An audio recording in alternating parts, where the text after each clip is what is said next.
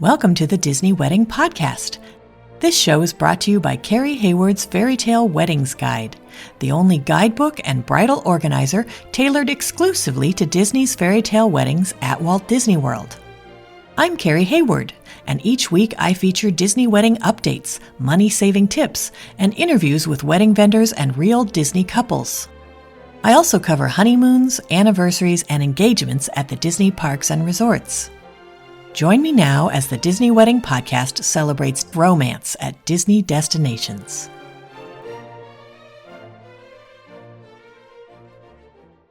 Today on the Disney Wedding Podcast, I am speaking with Ari Saltz about her Parkview Terrace ceremony and Brisa Courtyard reception at the Grand Californian Hotel at Disneyland. I thought you guys would be interested to hear how she chose these locations and how she planned everything and how it all turned out. So welcome, Ari. Hi, thanks for having me. Thanks so much for being on the show today. I always like to start at the very beginning and find out how you and your fiancé decided that you wanted to have your wedding at Disneyland. Honestly, as soon as I found out that Disneyland was even an option, probably back in 2012 or so, when I was still really young, I always said from then on that I wanted to get married at Disneyland. Said I didn't know how or when, but that I would make it happen. And so when my husband and I were dating, he kind of just always knew that was the plan and accepted it. How did your friends and family react when they found out where the wedding was going to be? Well, most of them already knew that was my plan, but they were all really excited for us, especially when I told them officially that we were going to be able to make it happen. They were super excited knowing that was what I had wanted for a long time. How many guests did you invite and how many were able to make the trip? I think we ended up inviting about 65 or so. And I want to say around 53 ended up coming. We had, I think, 2 or 3 last minute that weren't able to make it. So I think it was around 53. Got it. Did you do a room block for your guests? No, we did not. And how did you choose the day of the week and time of day for your event? When we got engaged, we knew that we were going to have a longer engagement just because we wanted to save up and really be prepared for it. So once we got around to starting to pick the date, I don't know why I had in mind either April or October. So I brought it up with my husband and he threw out May. And I told him, if we're getting married in May, we have to get married on May 4th. And so that was it from then on. I made sure that we got that date because it was so far out. It was available. So that was our date, May 4th, 2023. That's great. Did you do anything Star Wars themed for that? We did. We wanted to keep the Disney theme kind of subtle throughout the wedding, like touches here and there, especially because it was on May 4th. He had a lightsaber that we used in our exit. And I believe we just had some small touches here and there. One of our tables was Star Tours themed. We did all ride and attraction themed tables. So just kind of sprinkling it throughout. Now, how did you choose the ceremony and reception venues? We had to look at a couple different things. Definitely guest count was one of them because I'm not sure about Disney World, but I know Disneyland, they have minimum and maximum amounts of guests for each venue. So looking at our estimated number, and budget and the season, time of the week, things like that. May 4th, 2023 was a Thursday. So we got kind of lucky that we were able to get, some of the lower rates at the time. But just looking at all those things combined, we ended up with the Parkview Terrace and then the Brisa Courtyard for reception. And how did you choose your officiant? Both my husband and I are religious, and so we were kind of thinking of different pastors that we could use for our officiants, and his family actually happens to be close to somebody who at the time was getting his degree in counseling, and they had met him through the church. So he's a really good family friend, and he was talking about reaching out about doing premarital counseling, and then offered to officiate as well if we needed that. And so since he was a good family friend and kind of had similar interests aligned with us, we decided to go with him. Got it. Okay. Did you add any kind of entertainment to the ceremony or the reception? We didn't have any of the added entertainment. We just had our DJ Pat. And he did a really great job. And with the Brisa Courtyard, I know sometimes people are a little worried that because it's public, it's, there's the path to downtown Disney from the Grand Californian, and then there's the monorail going overhead. Did you find that any of that affected your reception? Kind of going back to your question before, one of the reasons we chose Brisa Courtyard was the monorail, because it kind of added that subtle in-park Disney effect. We really liked that feature, and honestly, they put up kind of like these hedge fences. So we saw a few people kind of peeking in here and there, but you don't even notice it. There's so much else going on around you. I was just very engrossed in the wedding activities that you really don't notice anything. We saw a few people, looking from up in the hotel windows and stuff, but honestly, I thought it was really cool because some people just don't realize, like, oh, weddings actually happen here and this is a thing. And so I thought it was pretty cool to have people kind of on looking a little bit. That's great. Do you have any stories like that about how you chose Parkview Terrace for the ceremony of all the places that would fit your group? I had actually never been inside the Grand Californian Hotel before. I had been in the Disneyland Hotel. I've been over by the Paradise Pier Hotel, which is now the Pixar Hotel. So I'd never been inside of it. I really didn't know what it looked like. And when I was looking at the venues on the website, there weren't a ton of pictures. So I really just kind of delved into some research, and seeing that there was kind of that park view element, as it's in the title, I thought that was really cool to have, again, some more of the in-park aspect to it. Thought it would be really great for pictures, just thinking about being up there for our ceremony and kind of getting to look over and see the park over there would be really cool. So all of those things combined, that's how we ended up choosing it.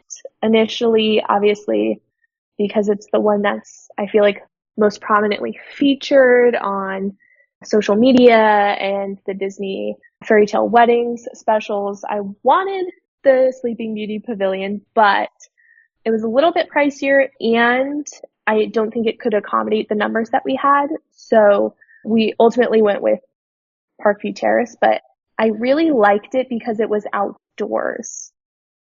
Got it. Okay. Do you have any menu items or cake flavors from your reception that you would recommend? Yes, 100%. We went for our menu tasting just a couple months before the wedding, and I wish I could go back to that day all the time because the food is so good. So for the hors d'oeuvres, we had the smoked chicken quesadilla, which was amazing, especially after I hadn't eaten all day. And we also had the ahi poke, like the mini bowls, which I don't eat fish, but my husband loves it, and he said they were really good. So I'll take his word for it. And then also the spinach and berry salad, as simple as it seemed, the berries were so fresh, like the best tasting berries I've ever had in my life. They were so good. So for that alone, the salad I would recommend highly. The short ribs were amazing. And my number one item that I wish I could have every day was the mushroom risotto. It was so good. If I could have taken like a tub home of it, I would have. It's so good. And my family and I talk about it all the time and how we want the mushroom risotto. It was so good. And then for our seasonal desserts, we had the pistachio cream puff, the creme brulee, and the flourless chocolate cake, and they were all equally amazing. Got it. So you guys didn't do a cake? Oh, we did. Yeah, actually, I got so wrapped up in the other mushroom thing. risotto. I was thinking about the risotto. No, we did have a cake. We had 3 tiers, and we had 3 flavors because we could not choose. So we had the churro, which was amazing. Had the little crunchy churro bits in the middle. The vanilla cake with praline buttercream, which was probably my favorite. And vanilla with cookies and cream mousse, which I feel like you think cookies and cream and just think Oreo flavor. But it was actually so much better than that. And it was very light, but it had so much flavor to it. It was really, really good. So I wish I could have had a slice of each one at the wedding, but I think I ended up with the praline buttercream, which I'm not complaining about. Did you do any other events around the wedding day, like a welcome party? We didn't do a welcome party. We did do a rehearsal dinner the night before, and we were actually able to have that at Naples, which is in downtown Disney. And that's like my favorite restaurant down there. So I really wanted to be able to have our rehearsal dinner there.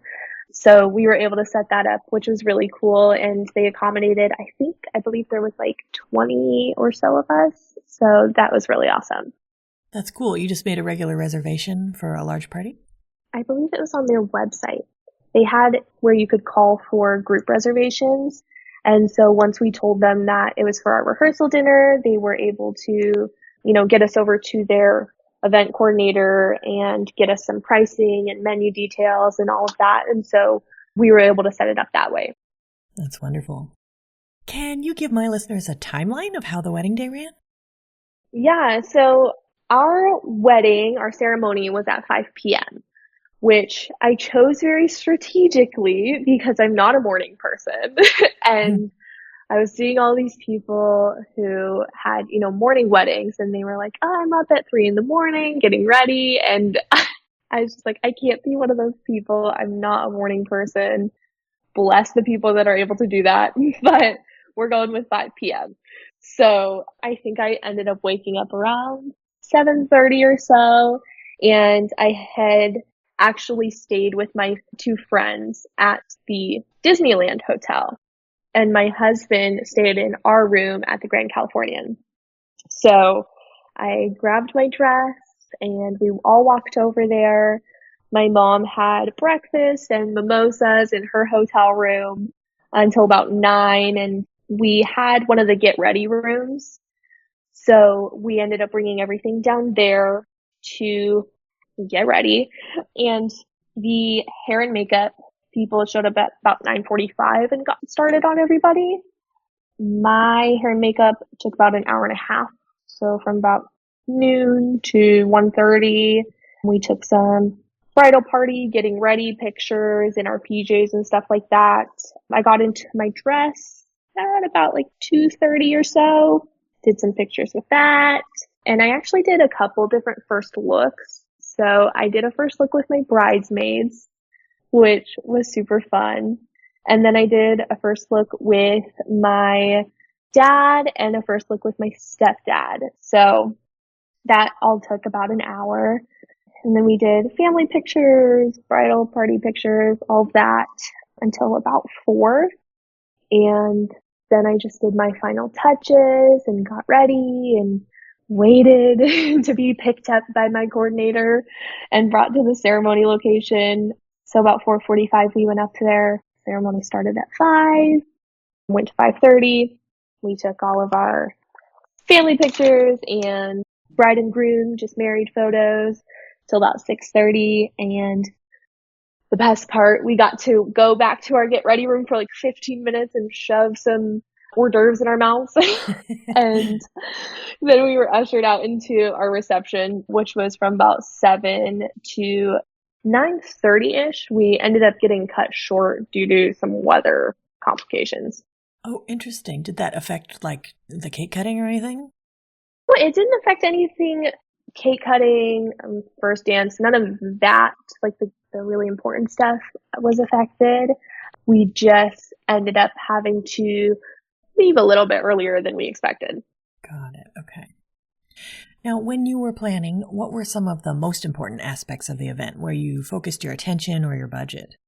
We definitely wanted our wedding to be budget friendly, but we wanted it to look really nice at the same time. So I focused a lot of time with my mom and my sister, really focusing on just the little details that we could get that would be, we could DIY or would be on sale or within budget that we could make look really nice for the wedding. And then we definitely splurged on the food. We had an open bar. We ended up getting the late night snack, the Mickey pretzels, which I was really excited about. And then really just the details, like little details. I'm a very detail-oriented person, and I've been to a lot of weddings. I've noticed a lot of things. I watch all of the wedding shows out there. So I was just super hyper-focused on making sure all of the little details were going to be correct and how I wanted it to look for other people. So spent a lot of time on that for sure. Got it. And then were there any other aspects that were less important where you saved your money or your effort? Yeah, I mean, I think for our first dance, we talked a lot about getting lessons or going someplace specific that they would kind of help us choreograph something or come up with something.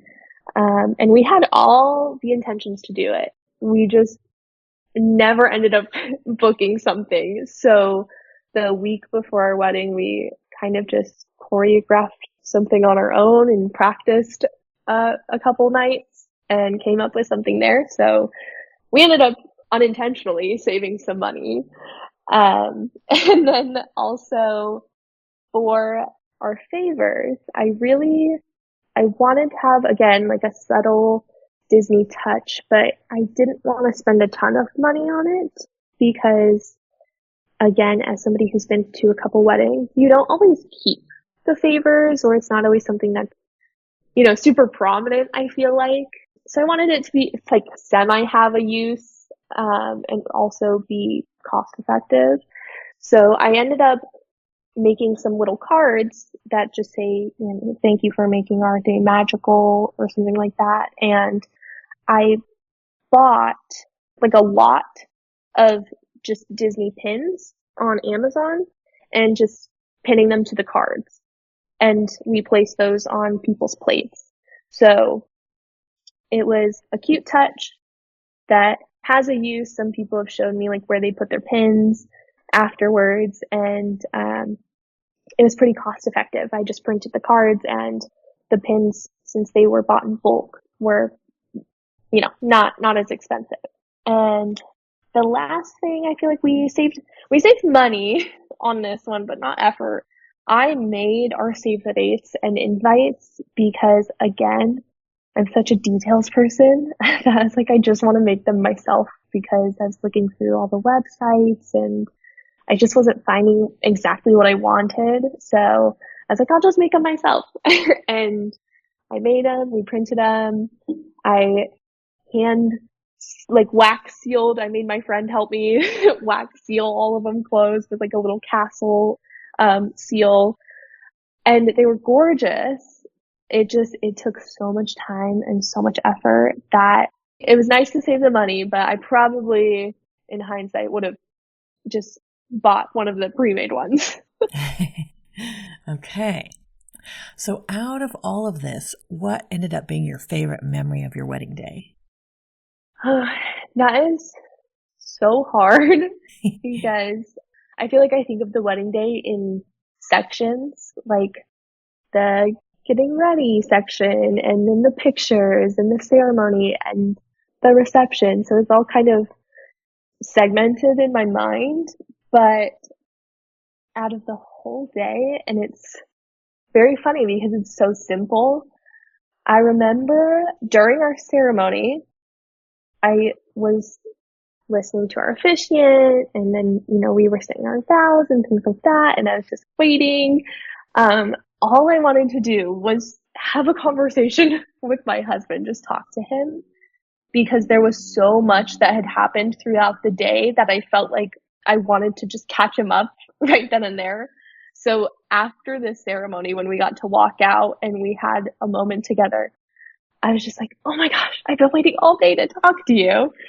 And so like when I look back, I feel like that's my favorite memory because it just feels so simple, but it really shows like how much we mean to each other. And like when something major happens, it's like, who do you go to, or who do you want to talk to? Who do you want to run to in that moment? And in that moment, all I wanted to do was just talk to him, even though we were in the middle of our wedding, like our actual wedding.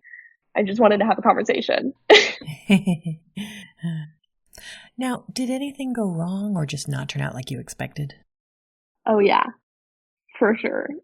Right? Actually, the day before, when we had our rehearsal dinner, everybody kind of trickling in earlier that day, because we're all from Arizona, out of town. So everybody was making their way over and giving us updates. And one of my husband's groomsmen, he and his girlfriend were driving up and they got into a car accident, which, I was like, oh my God, are they okay? Like, where are they? What's going on? Do they need anything? And luckily, they were not injured. Unfortunately, their car was totaled. And so they were kind of stranded in the middle because they were driving from Arizona to Anaheim. So luckily, my bridesmaid and another one of his groomsmen were about 20 minutes behind them and were able to pick them up on their way. So everybody got to the wedding, but that was definitely unexpected and very nerve-wracking, but everybody got there safe and sound, so that was good. And then the day of, as soon as I woke up, my husband called me and he was like, hey, I have all the guys here. We're pulling out the boutonnieres. Where's mine? And so like I said, we had DIY'd a lot of stuff. We had made the boutonnieres, my mom and I. And I was like, well, there should be one for each of you, and then there's a bigger one for you. And he couldn't find it. So I called my mom. I was just like, hold on, let me call my mom. I called her and she's like, give me 10 minutes. She calls me back. She's like, all right, we've got one ordered. We'll pick it up in a couple hours. Problem resolved. So scary in the moment. We got it resolved pretty quickly. Then later on, I was getting my hair and makeup done. And my sister comes in and says they're going to do the photos of all the details. So the dress, the shoes, the veil, all of that. And she was asking me where it all was. So I was like, it's in the hotel room. You can just run up and grab it. Like, it should be right when you walk in. She's like, okay, cool. Comes back down about 10 minutes later. And she's like, hey, we've got the dress. We've got the shoes. We can't find your veil. I was like, it should be in there. It should be in the bag. I don't think I took it out. It might be, maybe next to it in the closet if somebody moved it, whatever. She goes back up, calls me. No, we can't find it. And so I was like, okay, let me just call. I called my friend who was staying at the Disneyland hotel where I stayed the night before. I was like, can you just check everywhere, make sure it's like, I don't know if it's in the closet or something. And she couldn't find it. And so we were just like, oh gosh. My stepdad actually, he ended up trying to run out to a David's bridal and we just couldn't find anything that would work with my dress. And by I don't even know what it is. By just the Disney magic, luck, he ended up finding a swap meet on the way back to the hotel. And he went in there and found a veil, and it was almost identical to the one that I was going to use. Wow. For like $10, $15. And so he brought it back. He was like, I don't know if this is going to work, but I found this. And he ended up really saving the day there, because we still to this day never know what happened to the veil. Like, nobody found it when we were checking out of our hotel rooms. My theory is that I lost it somewhere in between walking from the Grand Californian to the Disneyland Hotel, either the night before or back the day of. But it is a mystery to this day. Huh. Yeah. Now, was there anything that seemed like a big deal beforehand or you were worried about, and then it turned out not to be a big deal? Yes. I'm a very anxious person. So my way of combating this was to just make sure everything was as planned as it could be, and everything had kind of like a time and a schedule, and we could just flow as easily as possible. With some fluctuations. I definitely anticipated there would be things that went wrong, but so really the stress of the timing of it all, I was really worried about, just because I have a big family and we had a lot of people at our bridal party. And so I was like, there's a lot of room for deviation here, and just making sure that we were on time for everything that we had to do that day was definitely something that I was really worried about. But on the day of, everything flowed pretty smoothly, and it went by so fast. It's just like a blur. That looking back now, I definitely didn't need to worry as much as I did. Is there anything you would have done differently knowing what you know now? Yes, well, for starters, I probably just would have kept my dress with everything else at the hotel.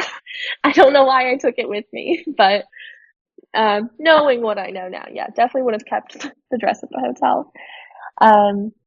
Also, I feel like I should have made more communication or had more communication prior with our day of coordinator, because you have your regular coordinator that's with you through the whole process, and then you have your day of coordinator who you meet the day before the wedding. So I had worked with my other coordinator through the whole process. I trusted her. We meshed really well. She was super awesome.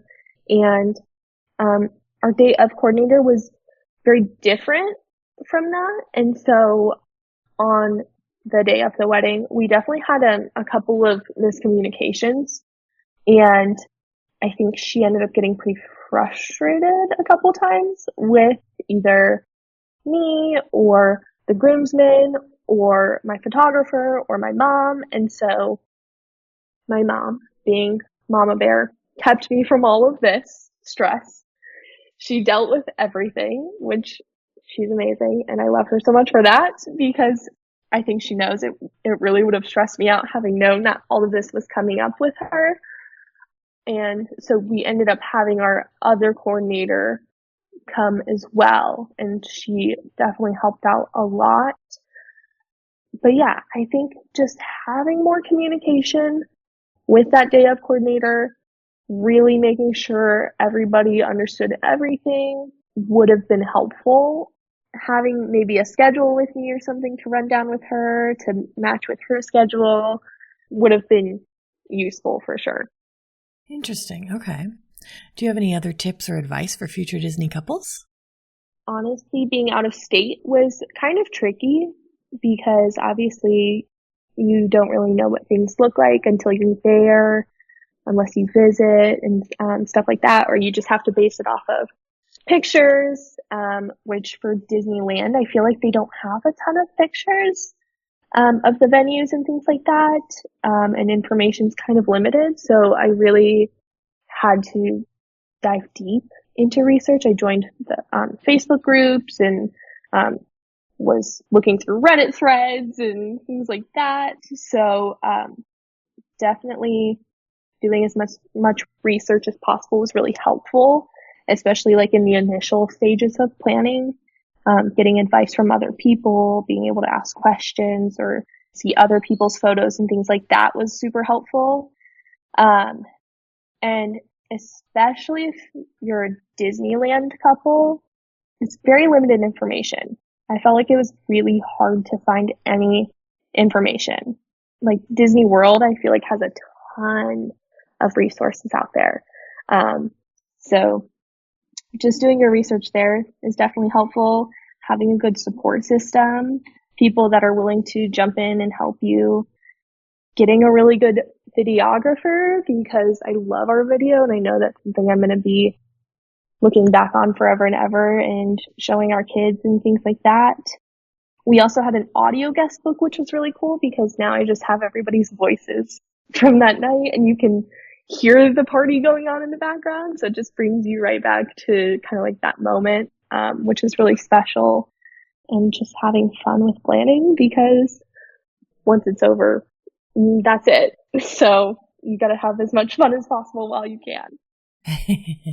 That's great advice. Well, Ari, I think you've offered a lot of great tips and advice for anyone who's interested in getting married at the Disneyland Resort, and I appreciate your taking the time. Thank you so much. I honestly am really happy to share because, like I said, it was so hard to find information about Disneyland. So anything I can offer, I'm really excited about. That's our show for today. I'm your host, Carrie Hayward, inviting you to join me again next week for another episode of the Disney Wedding Podcast. Past shows and tons of photos for each episode are available on my website, DisneyWeddingPodcast.com, or listen in your favorite podcast app. And for instant answers to all your Walt Disney World wedding questions, check out Carrie Hayward's Fairy Tale Weddings Guide, available as an interactive ebook with continual free updates at fairytaleweddingsguide.com.